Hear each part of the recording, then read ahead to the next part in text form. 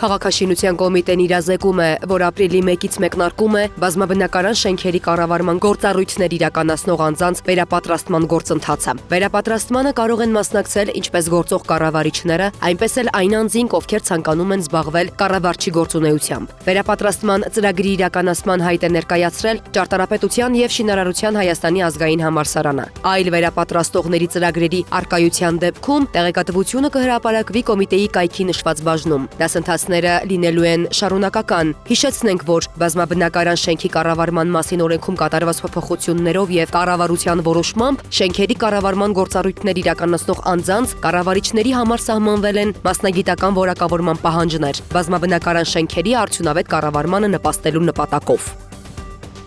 Համաշխարհային բանկը ավելի քան 70 միլիոն եվրոյի վարկ կտրամադրի Հայաստանին։ Այս մասին ազգային ժողովի նիստում Հայաստանի ջրամատակարարման և ոռոգման բարելավման ծրագիր փուլ 1 վարկային համաձայնագրի վավերացման նախագծի քննարկման ժամանակ հայտարարել է Հայաստանի տարածքային կառավարման և ենթակառուցվածքների նախարարության ջրային կոմիտեի նախագահ Արամազդ Ղալամքարյանը։ Ըստ նրա, միջոցները կուղղվեն ջրամատակարարման և ոռոգման ծառայությունների բարելավմանը։ Ինչպես նշվում է փաստաթղթի հիմնավորման մեջ, 2025 թվականի սեպտեմբերի 11-ին և 18-ին Հայաստանի Հանրապետությունը և Վերակառուցման ու զարգացման միջազգային բանկը ստորագրել են համապատասխան վարկային համաձայնագիր։ Համաձայնագրի համաձայն բանկը պարտավորվել է 70.4 միլիոն եվրո տրամադրել Հայաստանի Հանրապետությանը ծրագրի ֆինանսավորման համար։ Հայաստանի կառավարությունն իր հերթին պարտավորվել է համաֆինանսավորել ծրագրի իրականացման հետ կապված հարկերը, տուրքերը և գործառնական ծախսերը, ինչպես նաև այլ ծախսեր, որոնք ենթակա չեն վարկային միջոցների հաշվին ֆինանսավորման։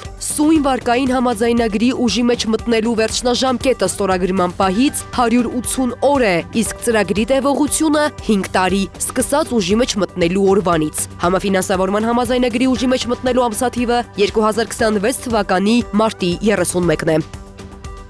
Կենսաթոշակ կամ նպաստ կանխիկ եղանակով ստացող քաղաքացիները մինչև մարտի 5-ը կարող են փոխել վճարման եղանակը և ընտրել իրենց նախընտրած բանկը։ Հակառակ դեպքում ընտրությունը կիրականացվի ինքնաշխատ։ Այս մասին տեղեկանում ենք Հայաստանի աշխատանքի և սոցիալական հարցերի նախարարությունից։ Կենսաթոշակը կամ նպաստը դեռևս կանխիկ եղանակով ստացող քաղաքացիները կարող են անցնել վճարման անկանխիկ եղանակի և վճարող կազմակերպություն ընտրել մինչև մարտի 5-ը։ Մարտի 5-ից կենսաթոշակի կամ նպաստի վճարման եղանակի փոփոխությունը և բանկի ընտրությունը կիրականացվի ինքնաշխատ։ Ընդ որում, մարտի 5-ից ապրիլի 1-ն ընկած ժամանակահատվածում բանկի փոփոխության դիմումներ չեն ընդունվի։